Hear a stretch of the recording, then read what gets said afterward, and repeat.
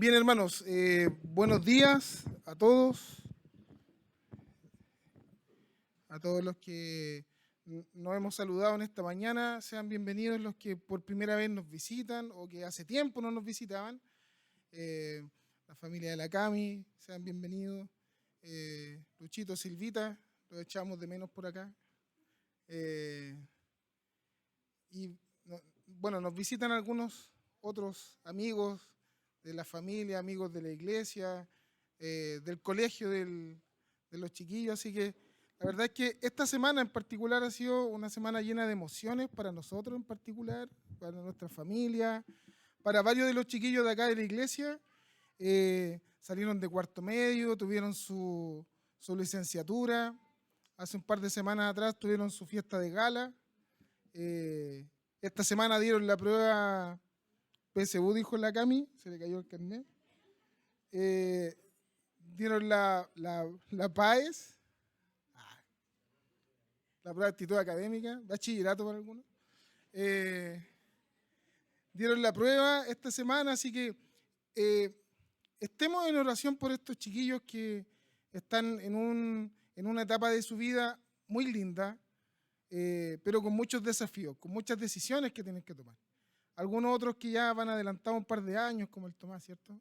Ya tienen ahí algún trecho ya avanzado, pero no dejemos de orar por nuestros jóvenes y particularmente por estos niños que hoy día, por ejemplo, estaba acá uno de ellos, el Edgardo, que hace unos días atrás veíamos una foto de cuando niño llegó aquí a la iglesia muy chiquitito y hoy día ya lo vemos un adulto porque ya un viejo de 18 años, estando en este lugar sirviendo al Señor. Así que estamos muy contentos por eso, hermano, muy alegres. No quiero dar más la lata y vamos a ir a lo que hoy día nos convoca, la palabra del Señor. Les voy a invitar a que abran sus Biblias, enciendan sus Biblias, sus aparatos electrónicos si es que los tienen, en el libro de Lucas, en el capítulo 4, y vamos a leer del versículo 16 hasta el 30. Me siguen en la lectura. Lucas capítulo 4, del verso 16 al 30. Dice así: Jesús fue a Nazaret, donde se había criado, y en el día de reposo entró en la sinagoga como era de costumbre, y se levantó a leer las Escrituras. Se le dio el libro del profeta Isaías, y al abrirlo encontró el texto que dice: El Espíritu del Señor está sobre mí, me ha ungido para proclamar buenas noticias a los pobres, me ha enviado a proclamar libertad a los cautivos, a dar vista a los ciegos, y a poner en libertad a los oprimidos, y a proclamar el año de la buena voluntad del Señor. Enrolló luego el libro se lo dio al asistente y se sentó. Todos en la sinagoga lo miraban fijamente. Entonces él comenzó a decirles: Hoy se ha cumplido esta escritura delante de ustedes. Todos hablaban bien de él y se quedaban asombrados de las palabras de gracia que emanaban de sus labios. Y se preguntaban: ¿acaso no es este el hijo de José? Jesús les dijo: sin duda ustedes me recordarán el refrán que dice: médico, cúrate a ti mismo. Y también haz aquí en tu tierra todo lo que hemos oído que hiciste en Cafarnaún. Y añadió: de cierto les digo que ningún profeta es bien recibido en su propia tierra.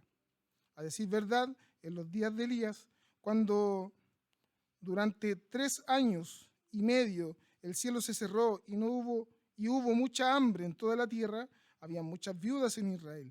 Pero Elías no fue enviado a ninguna de ellas, sino a una viuda de Sarepta de Sidón.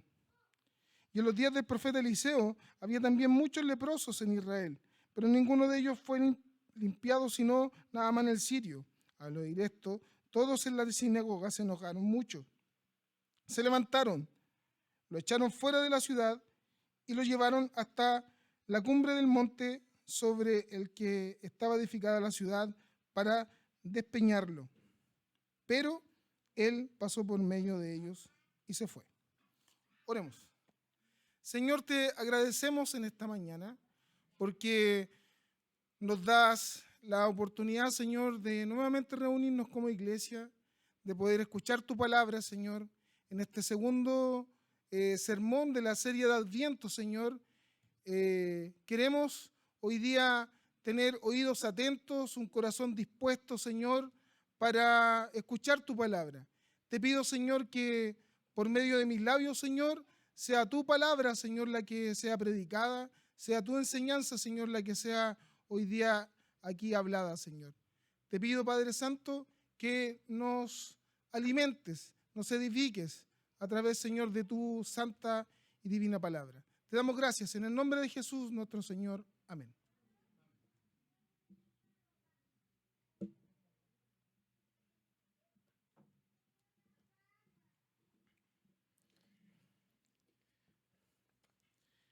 Bien, como decía, este es el segundo sermón de esta serie de Adviento de este año 2022.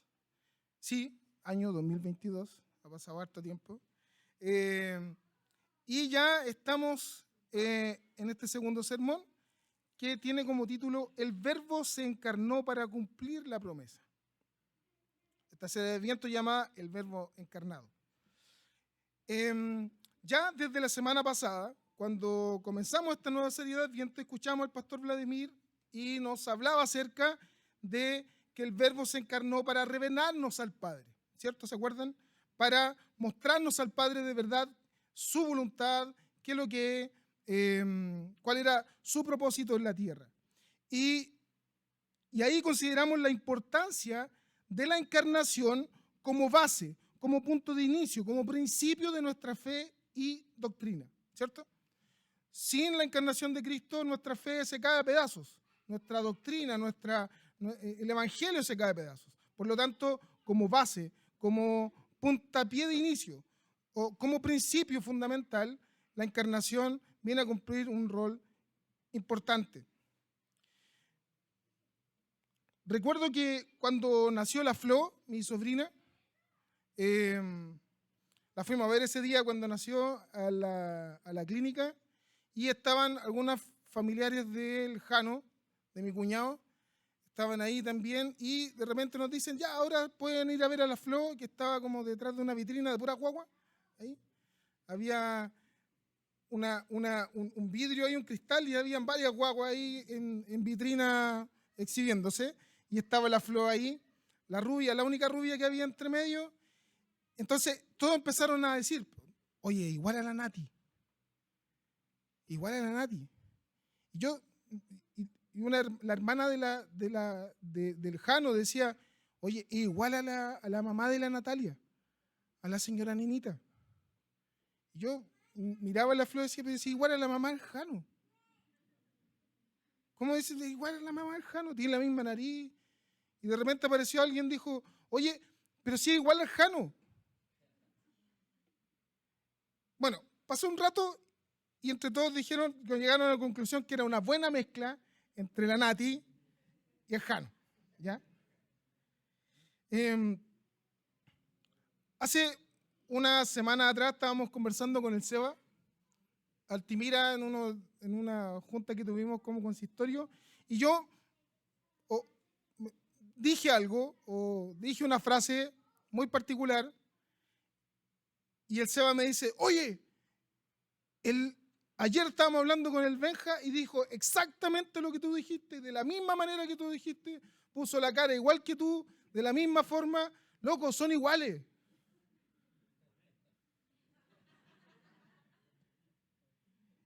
Dice, y claro, yo diría que sí, es una versión mejorada, una 2.0 mía. Pero claro, hay muchas cosas que yo veo en él y que, claro, por ejemplo, tiene rulos, no se le han caído, ¿ya? Yo tenía, ¿ya? Tuve rulos también. Y ya, pues no se burlen. Entonces, el Benja, claro, es una versión mejorada, una 2.0 del Cristian Estrada, pero particularmente dice como las mismas frases, tira las mismas tallas fome, se ríe de las mismas tonteras que me río yo. Entonces, sí, nos parecemos. Hace algunas cosas muy parecidas a las que hago yo. La Ruti le da rabia porque dice, se parece mucho y a mí no se parece nada. No, mentira, tiene algunas cosas por ahí también de la Ruti. No voy a decir porque no quiero herir susceptibilidades. Porque después del sermón me puede ir muy mal. Hace un tiempo también, y aquí los más cercanos a la familia pastoral me van a decir, sí, y se van a acordar de esto. El Vladi es muy bueno para contar historias. Muchas de ellas son mentiras, ¿ya? Son mentiras. Es bueno para contar historias, y cuando está contando historias, hubo un tiempo en que el Tomás le terminaba la historia, ¿se acuerdan? Entonces él partía hablando, contando una historia, y decía, había un niño, que no sé cómo se llamaba, en el colegio andino, el Felipe, y que fue a comprar, y el Tomás se metía y le terminaba la historia. Y nosotros veíamos esa escena y veíamos al Vladi enojado porque le había echado a perder toda su historia, pero el Tomás ya se sabía la historia de memoria. La había escuchado tantas veces, entonces se metía entre medio y contaba la historia. Particularmente, todas estas cuestiones que les estoy diciendo y ejemplos es porque vivimos todos los días con nuestros hijos, nos conocen, saben lo que hablamos, saben lo que decimos, cómo nos comportamos. Las historias que contamos, las mentiras que decimos, la música que escuchamos, la escuchan ellos mismos o resisten a escucharla, ¿ya? Algunos. Entonces, cuando vemos al Hijo, a Jesucristo, a la segunda persona de la Trinidad, hoy día encarnada, escuchamos al Padre, escuchamos la voluntad del Padre. ¿Quién mejor que Él podría ser el mejor profeta, la voz de Dios? ¿Quién mejor que Él, que ha convivido toda la eternidad con el Padre, para mostrarnos su voluntad, para decirnos lo que Él quiere decirnos? ¿Quién mejor que el Hijo para venir a ser el profeta por excelencia?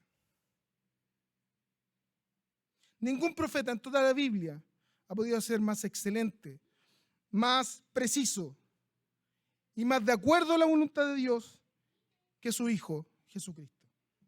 Ahora, ¿cómo entonces es que en la Escritura podemos encontrar a Cristo como profeta? ¿Cómo lo veremos? Porque de eso nos vamos a eso nos vamos a abocar hoy día. A ver, como decía Pastor Vladimir la semana pasada, hoy día uno de los oficios de Cristo, el oficio de profeta. Entonces, en este sermón veremos cómo el Cristo encarnado viene a ser la voz audible, la voz visible del Padre. El Verbo se encarnó para cumplir la promesa. Entonces veremos primero, como punto de inicio, el cumplimiento de la promesa. Recordemos lo que decía el texto. Era la costumbre de los judíos reunirse de vez en cuando, después del día de reposo, en la sinagoga para leer las Escrituras y meditar en ellas. Esto, incluso muy gráficamente, Lucas lo dice, y dice que era costumbre de Jesús, después del día de reposo, ir a la sinagoga. Y le entregan el libro, el rollo del profeta Isaías. Y no había nada extraño ahí. Tomó el libro, como cada vez, el rollo, y lo lee en medio de la gente que había ahí, de los sabios que estaban en la sinagoga. Esto no es nuevo. No era nuevo para Jesús estar enfrente de gente y hablar. Ya Jesús ya venía siendo un hombre famoso en Capernaum porque había hecho muchos milagros ya. Y además de eso, recordemos en el mismo capítulo 2 del libro de Lucas, que Lucas habla acerca de que en un momento, cuando estaban en Jerusalén, Jesús tenía 12 años en Jerusalén con sus padres, y de repente, como a cualquier papá, se le pierde el cabro chico. ¿Ya? Se le perdió el niño, no estaba. En medio de la multitud buscaban a Jesús y no lo encontraron. ¿Y de dónde lo encontraron? Conocemos la historia, ¿cierto? En el templo, a 12 años de edad, hablando con los sabios de la ley que estaban ahí, enseñándoles.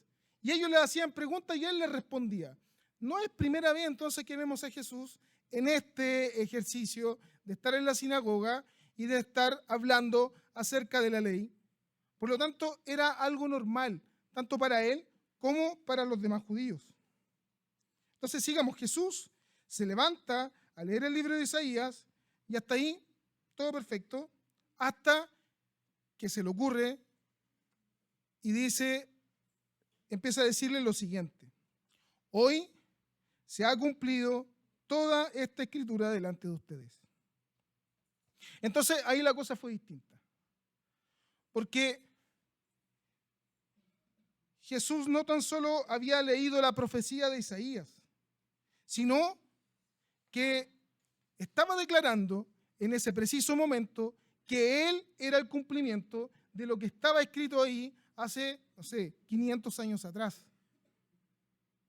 Él estaba diciendo en ese preciso momento que en ese momento se estaba cumpliendo en él esa profecía. Todos entendían, todos conocían el anuncio de aquel que vendría a dar libertad, que llegaría un tiempo agradable para el Señor, pero nadie se esperaba que en ese momento este hombre, Jesús, que era muy respetable, el hijo de José, se adjudicara a hacer el cumplimiento de la profecía. Además de lo que estaba diciendo, decía algo extraño, algo que el resto o que el mismo rollo no lo decía. Decía que estaba incluyendo dentro del cumplimiento de esta promesa a algunos que estaban fuera del pueblo judío. Poniendo, por ejemplo, al sirio Naamán. ¿Recuerdan el sirio Naamán? En la región había muchos leprosos. Eliseo es mandado por Dios para ir a profetizar a Naamán. Y Naamán, que era un leproso, se acerca y es el único de toda la región que es sanado por Dios, de una forma muy particular, pero sanado por Dios de la lepra. ¿Por qué no lo hizo con su pueblo? Lo hizo con un sirio. O habla acerca de la viuda de Sarepta, cuando había muchos que estaban viviendo una hambruna en la región, pero fuera de la región, fuera donde estaban los judíos, su pueblo escogido, va Elías y va en ayuda de esta mujer. Entonces, lo que está diciendo acá Jesús es que está incluyendo a estos hombres que estaban fuera del pueblo judío, fuera de los judíos, de este pueblo escogido por Dios, para ser parte del cumplimiento de la promesa. Esta promesa que estaba haciendo, este cumplimiento de la promesa, estaba no tan solo para los judíos, sino que se estaba ampliando aún mucho más y en mucho más tiempo. Entonces el revuelo fue mayor. Ya dijeron, este tipo que se cree. Lo tomaron, rasgaron sus vestiduras seguramente, les dio mucha rabia, lo tomaron y se lo llevaron y lo echaron fuera de la ciudad para tirarlo desde un monte, pero dice el último versículo que Jesús se fue, ¿ya? Se libró de esta muchedumbre.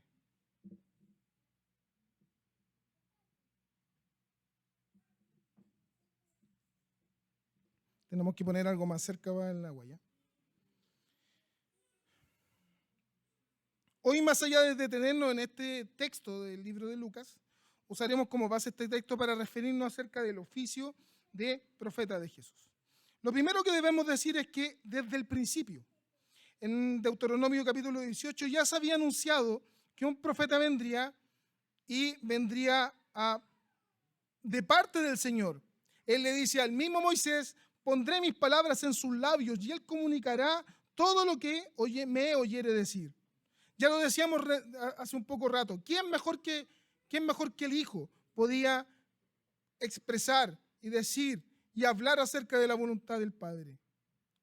Nadie lo podía hacer mejor. Este profeta ha anunciado miles de años antes y el mismo Isaías en el capítulo 61, que la sección que lee el mismo Jesús, reafirma en su profecía. Ahora, esta profecía, esto que estaba anunciado es real y tiene fiel cumplimiento en Cristo Jesús. Vemos otros textos, no es tan solo este, sino que otros textos que hablan acerca de que vendría aquel que vendría a entregar la voluntad de Dios, a predicar el año bueno para el Señor. Isaías 49, Isaías 42, Isaías 9, cuando nos habla acerca de que vendría el consejero, el príncipe de paz. Habla acerca del siervo que vendría a anunciar la voluntad de Dios. El admirable consejero vendría. Dios ha escogido a alguien en particular para traer su palabra de manera perfecta. Y esto tiene pleno cumplimiento en Cristo Jesús. Como decíamos al principio de la introducción, ¿quién más que Cristo? Tiene plena comunión con la santidad del Padre. Podría ser la voz más confiable de Dios a los hombres. Él no solo ha escuchado al Padre, sino que conoce cabalmente su voluntad.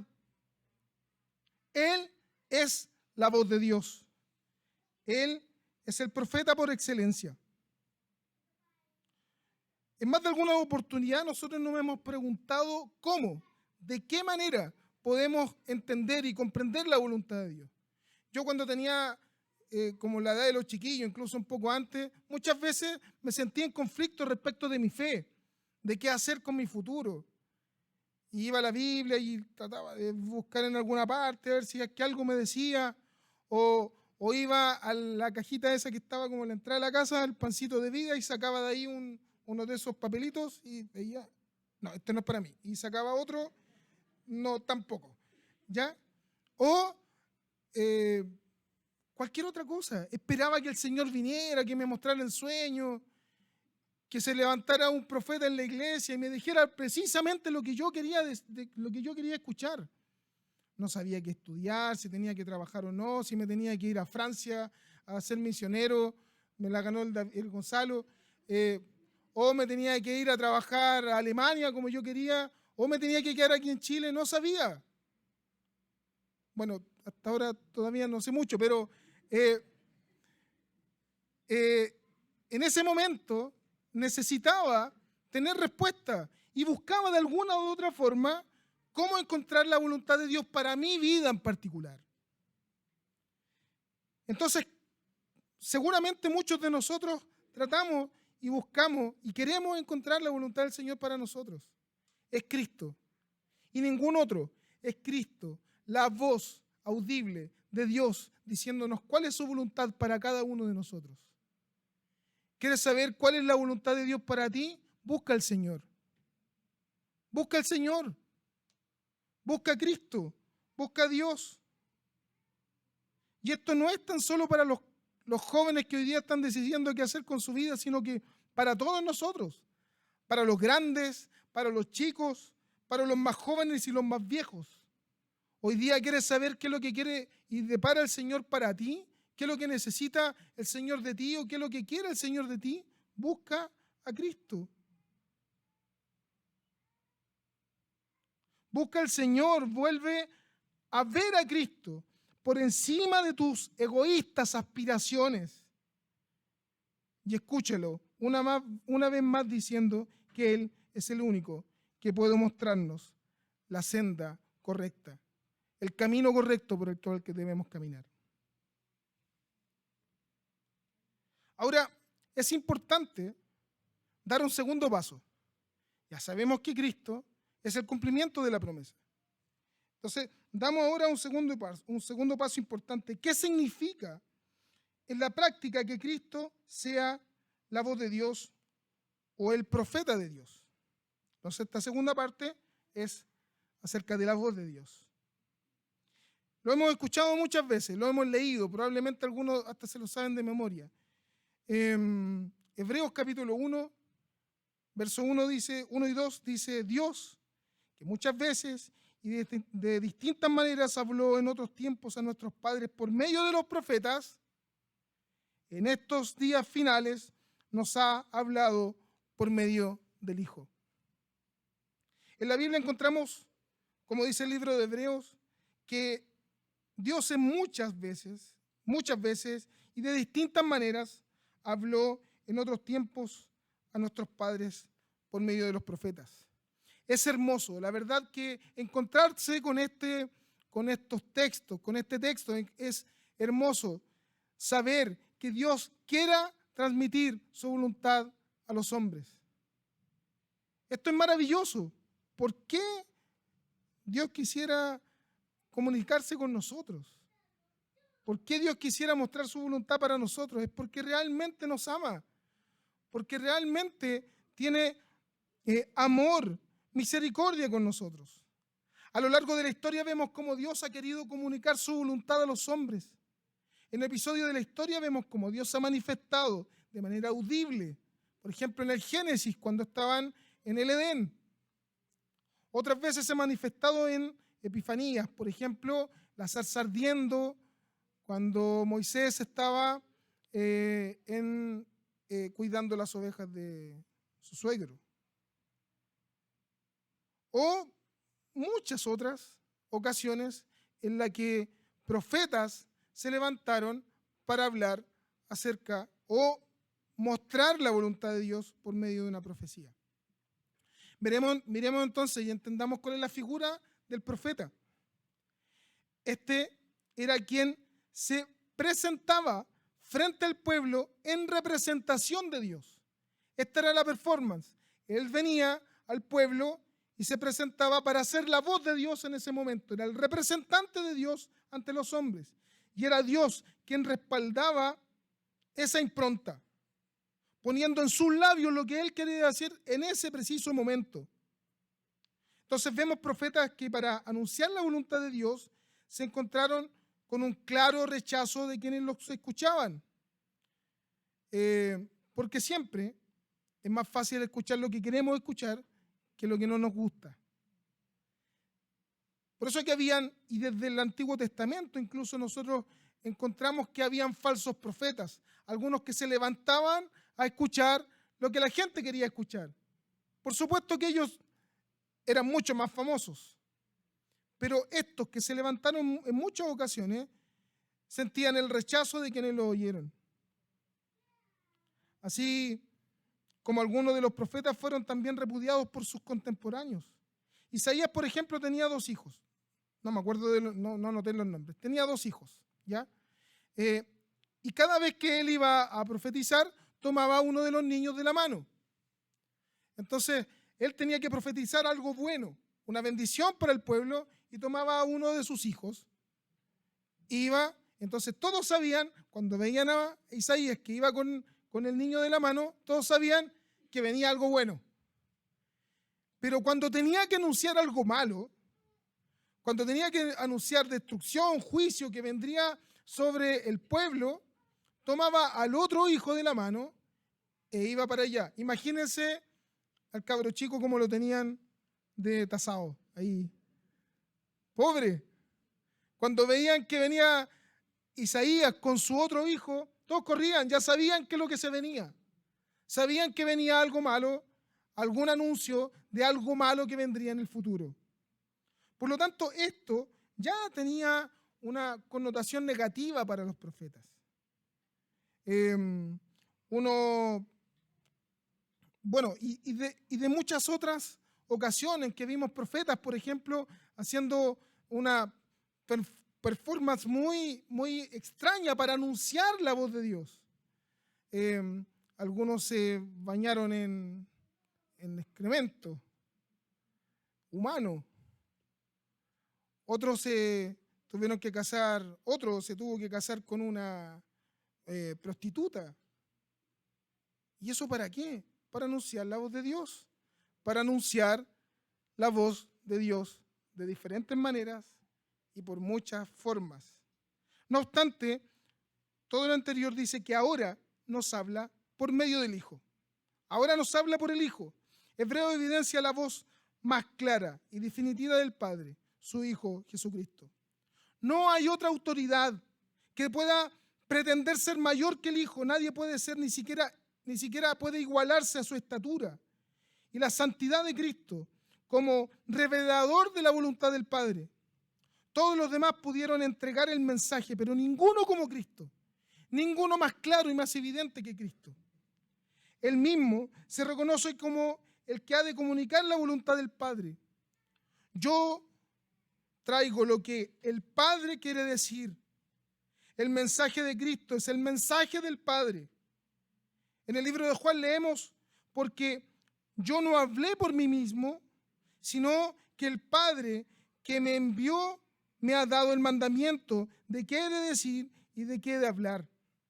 Es interesante que Cristo se pone a disposición del Padre para ser intermediario del Padre, para manifestar su voluntad. Recordemos esta escena. En el monte de la Transfiguración estaba Jesús ahí con sus discípulos, ya despidiéndose en ese momento, y se escucha una voz desde el cielo que dice: este es mi Hijo amado, de quien yo tengo complacencia, y al cual hacen bien en oír. Dios mismo declarando que este era el profeta a quien él había enviado para mostrar su voluntad. Dios mismo ha manifestado que Cristo es quien había él dispuesto para que el mundo oyera. Recordemos algo importante, y lo hemos dicho muchas veces. Todo el Antiguo Testamento apunta a Cristo, dando luces, destellos de cómo sería, de qué manera vendría Cristo, acerca de la voluntad de Dios. Y en el Nuevo Testamento vemos fielmente cumplida toda la profecía acerca de Cristo. El Verbo encarnado viene no tan solo a mostrar a Dios de manera clara y su voluntad, sino que también viene a manifestar la voluntad de Dios respecto del futuro, respecto de lo que vendría. Es Cristo quien manifiesta de sí mismo que derribaría el templo y lo volvería a construir en 3 días. Él habla acerca de su muerte y su resurrección, de su segunda venida, de su retorno. Sus discípulos le dijeron: pero ¿cómo vamos a permitir que tú te vayas a morir? No vamos a permitir que te arresten, no vamos a permitir que te lleven a Jerusalén y allá te maten. No lo vamos a hacer. Jesús les dijo: apártense de mí, apártate de mí, Satanás. Porque él entendía cuál era la voluntad del Padre para él. Él estaba profetizando y estaba hablando acerca de lo que vendría. Con toda certeza sabía cuál era la voluntad del Padre. Jesús, en reiteradas ocasiones, manifestó cuestiones relacionadas con la vida futura, con el fin de los tiempos, para los creyentes en relación con Él, consigo mismo y con la voluntad de Dios. En algún momento dice: voy pues a preparar morada para que donde yo esté, ustedes también estén. Y posteriormente a su muerte, dice Jesús, y anuncia el mismo Jesús, él como profeta, como mostrando la voluntad de Dios, anuncia el que ha de venir después de su muerte. Voy pues a preparar morada para que donde yo esté, ustedes también estén. Y me voy a regresar, pero mientras tanto voy a dejar acá al ayudador, al Paracletos, al Consolador, al Espíritu Santo de la promesa. Vemos ahí entonces, en pleno ejercicio de este oficio de profeta, a Cristo Jesús. En resumen, Cristo viene a ser el profeta de los profetas. No por el hecho de anunciar lo venidero, sino que más bien en lo amplio de su oficio viene a ser la palabra viva y eficaz, necesaria para el hombre. Él viene en su vida a anunciar el año agradable del Señor, el año agradable de Dios. No obstante, la mayor manifestación acerca de la perfecta voluntad de Dios, y que ahora nos trae un estado de esperanza, de gozo incompleto pero expectante, son las mismas palabras de Jesús: yo volveré. Yo volveré. Esperamos su retorno. Anhelamos su venida nuevamente. Como dijo el pastor Vladimir, no esperamos a Cristo que venga a encarnarse nuevamente, porque Él ya se encarnó y hoy día está encarnado como el Verbo de Dios. Esperamos de su promesa, que es la promesa del Padre, que será cumplida, que el Hijo retornará para retomar, para completar todo lo que Él mismo ha comenzado. Él ya, pero todavía no. El mismo Cristo, como profeta de Dios, anunciando la voluntad del Padre, se muestra a sí mismo como el que ha de venir a completar toda la obra que Dios mismo ha empezado. En resumen, podríamos decir que entonces nuestro Señor Jesucristo es el que anuncia, el anunciador como profeta, como lo dice Deuteronomio, como dice Isaías, y como vemos en algunos otros pasajes de la Escritura. Entonces, sabemos que Él es el cumplimiento de la promesa. Vemos en ejercicio a Cristo como profeta, en la misma Escritura, en la historia. ¿Cómo entonces hoy, en este tiempo, vemos a Cristo como profeta, en este oficio, actuando hoy, en el año 2022? ¿Cómo entonces es que vemos manifestado y podemos ver manifestado a Cristo, el Verbo encarnado hoy como profeta? Recordemos que Dios se manifiesta al hombre de diferentes maneras, pero en particular se manifiesta al hombre de dos maneras, ¿cierto? Se manifiesta al hombre de manera general, a través de la creación. Dice el libro de Salmos que los cielos cuentan la gloria de Dios y el firmamento anuncia la obra de sus manos.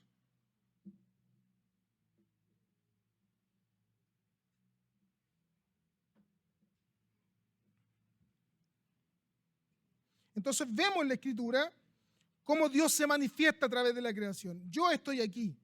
Él anuncia, la misma creación anuncia la obra de las manos, de sus manos, pero de manera particular, de manera especial, quiere comunicar su voluntad a los hombres a través de la Escritura, a través de su palabra. Entonces, ¿cómo hoy día vemos la voluntad de Dios? ¿Cómo podemos escuchar a Cristo? Leyendo la palabra del Señor, escudriñando la Escritura. El mismo Jesús dice de la palabra: estudien, escudriñen las Escrituras, porque pareciera que en ellas van a encontrar la vida eterna. Pero ellas son las que dan testimonio de mí. No hay ninguna otra forma de conocer más al Señor, de conocer la voluntad de Dios, por medio de Cristo, que